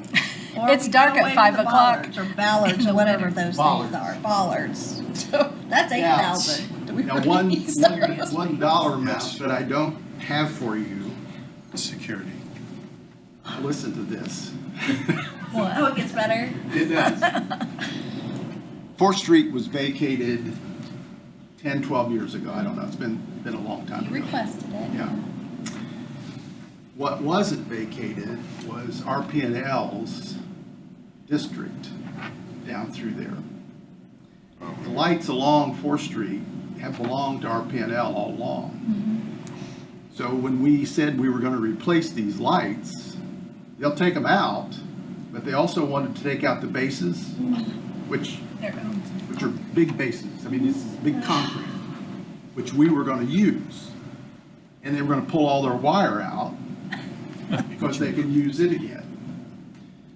So we have negotiated with RP&L, and thankfully they have agreed to leave the bases and the wiring. But obviously, we've got to get power to the lights because RP&L has been powering these lights for all these years. Which means the city's been paying for the lights. Don't say that too loud. Too late. Too late. But you're exactly right. So we're gonna have to, these are LED lights, so it's not gonna take a lot of power to run them. But I think we can run it from there's an existing light right outside EMA entrance. And then there's a power,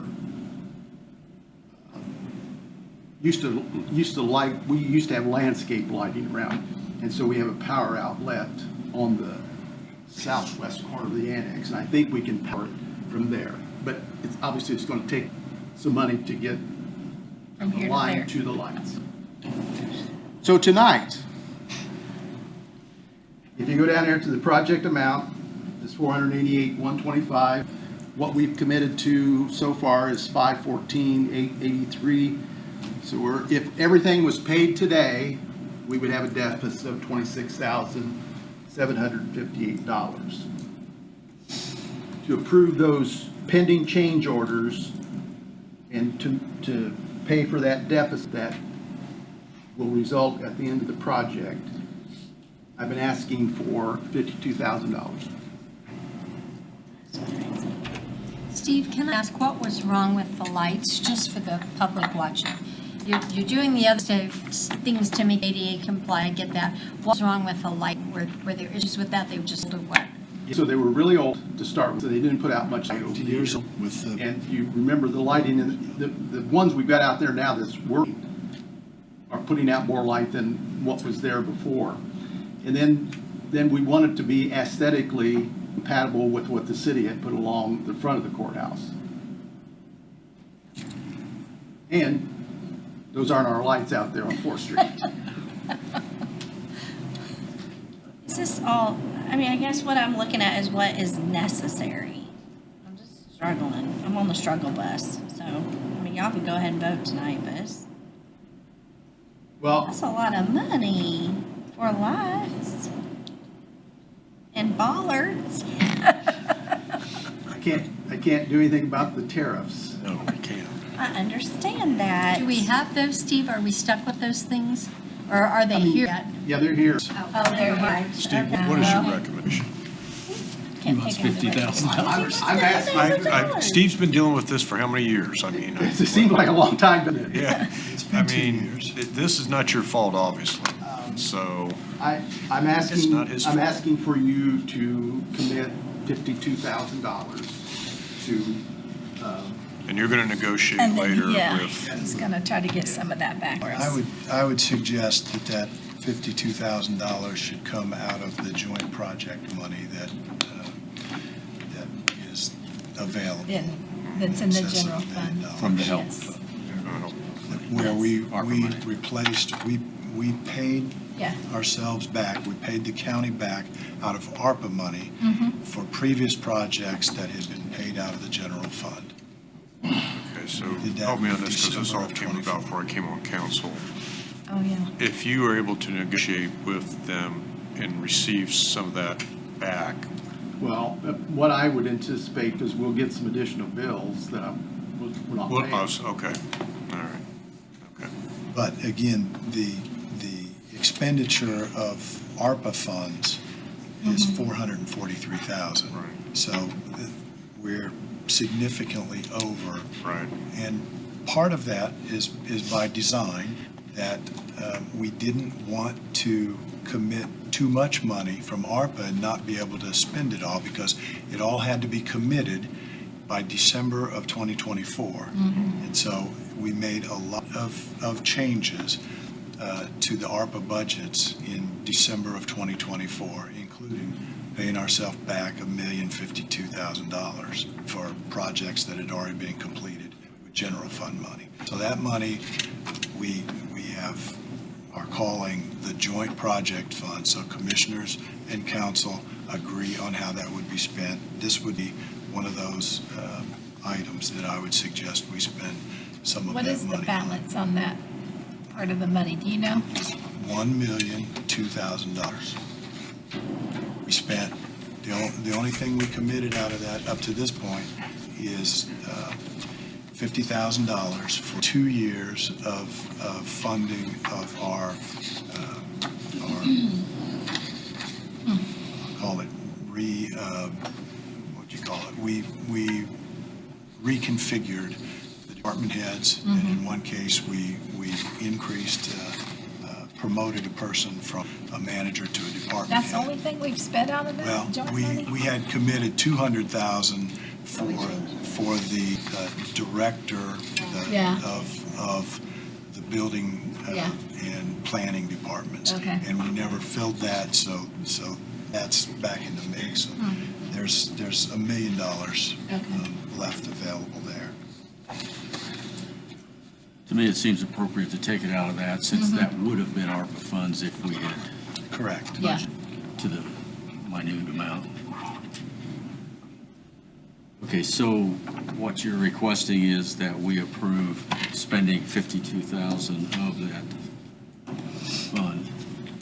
Correct. And Is that understand appropriate? that when I have this other number, I'll come back. It is, well, it's not appropriated as a specific line item. It is part of your one-time funding line item.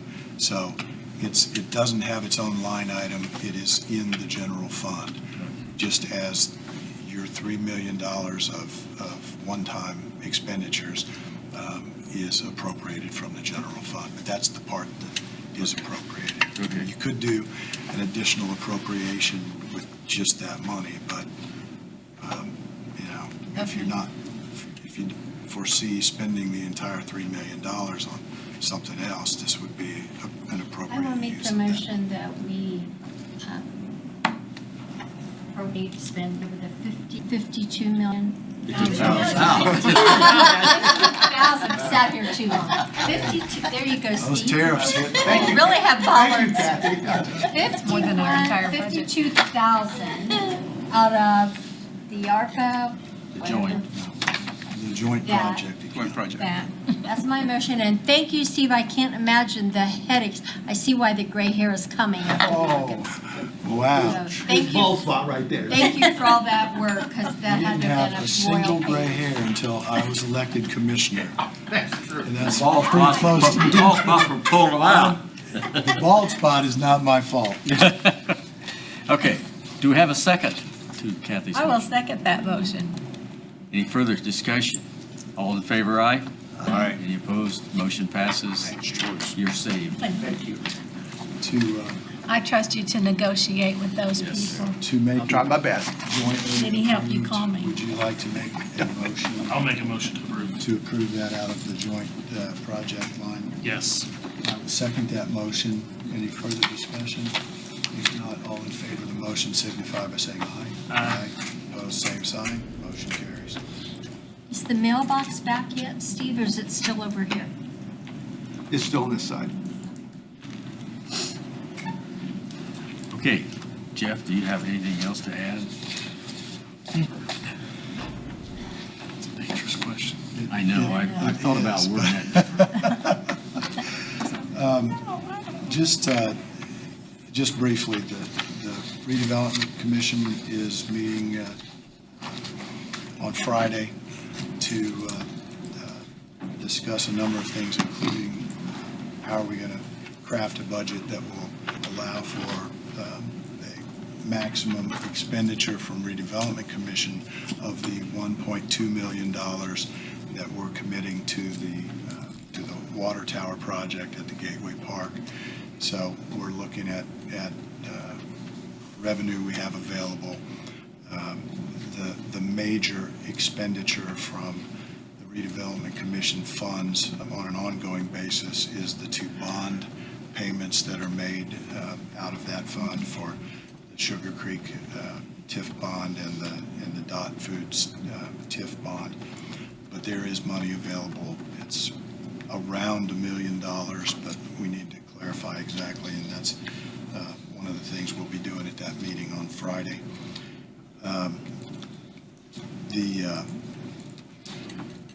The project in the Gorge that is funded from ARPA, $1.4 million from the county's ARPA funds, is to the point where the construction of Phase 1 is complete. And so the Parks Department is putting together invoices and receipts of those expenditures. And I would anticipate that that will be spent in the next probably 60 days to pay that for that project. You heard Valerie talking about the projects from ARPA that are part of the downtown redevelopment program. That is going well. However, there are still two projects that have had delays with engineering and architectural work and then getting permits approved by the state. Commercial construction, that those have to be approved at the state level first. So we think that log jam has cleared and construction will be starting in the next, again, 30 to 60 days. So that those projects will be in the clear. Mr. Ritter is working with 911 to wrap up the radio tower projects and the radios that are part of that emergency communications project. We heard at the ops board meeting today that the new tower on the northeast section of the county is up and has power now, and initial testing shows significant improvement in communication capabilities through that tower. So we don't have an exact go-live date for all of that equipment, but it's looking very promising that what we set out to do was clear up some of those challenging areas of communication across the county. for emergency communication. So it looks like this project is going to be very successful. The radio equipment has been distributed to the departments that needed that upgrade, and so things are looking very good with that project. Speaking of 911, I think you've heard that our 911 center has taken on some responsibilities for Union County. In addition to their staffing challenges, in one of the recent storms, they had the roof to the jail facility blow off in the storm, and that happened to be in an area right over the communications equipment for their 911 center. And so our staff had to take on that challenge a little bit earlier than anticipated, and had to take it on for more hours than were originally anticipated, just in this interim as they get power restored and so on. But it was reported that everything is working very smoothly. The call volume is what was anticipated, which is very low. So it's not impacting our own staffing levels at this point at all. So good news there, and we're able to help our neighbor through a challenging time for them. Aaron, you have anything that you'd like to add?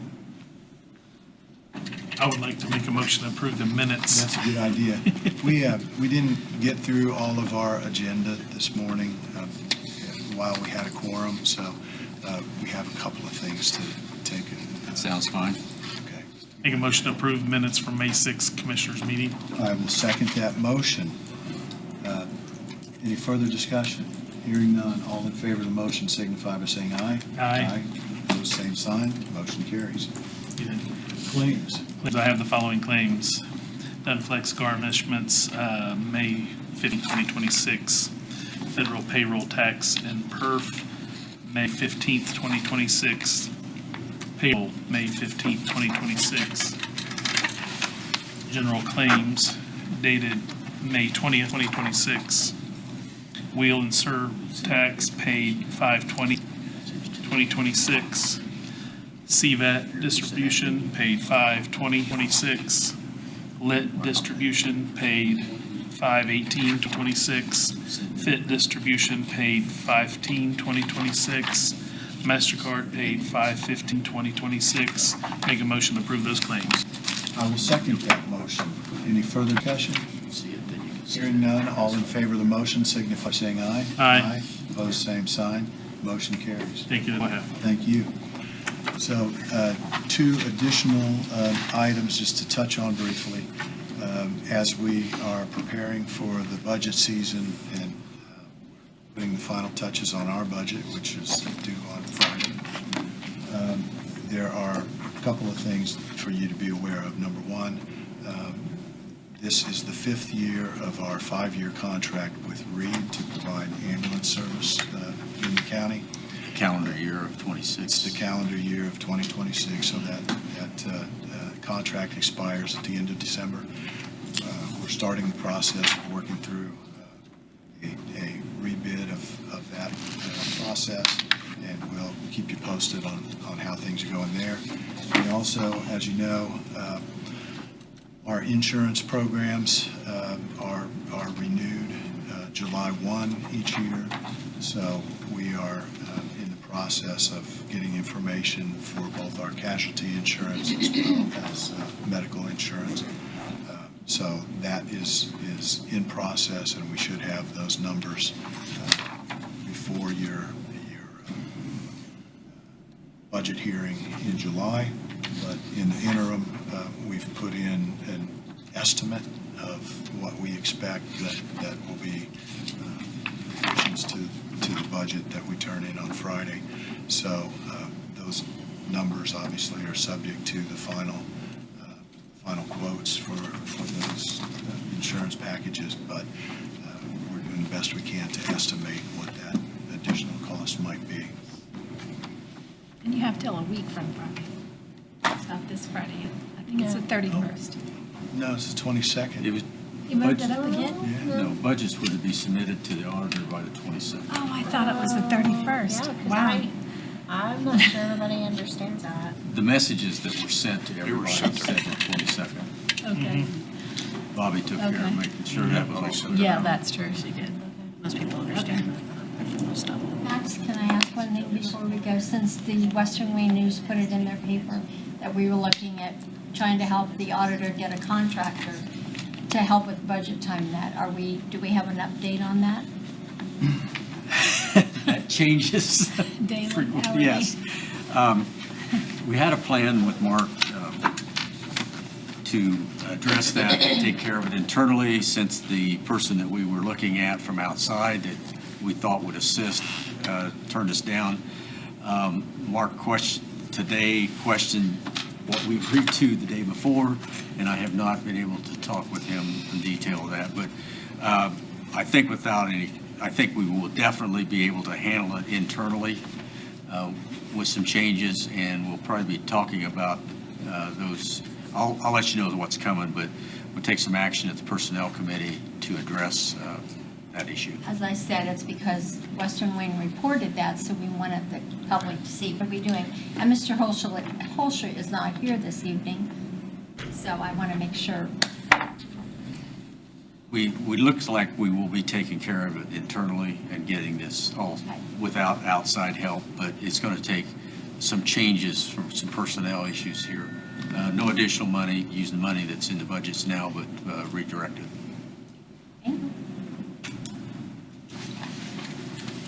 Anything else? Do we have a motion to adjourn? To adjourn. Second.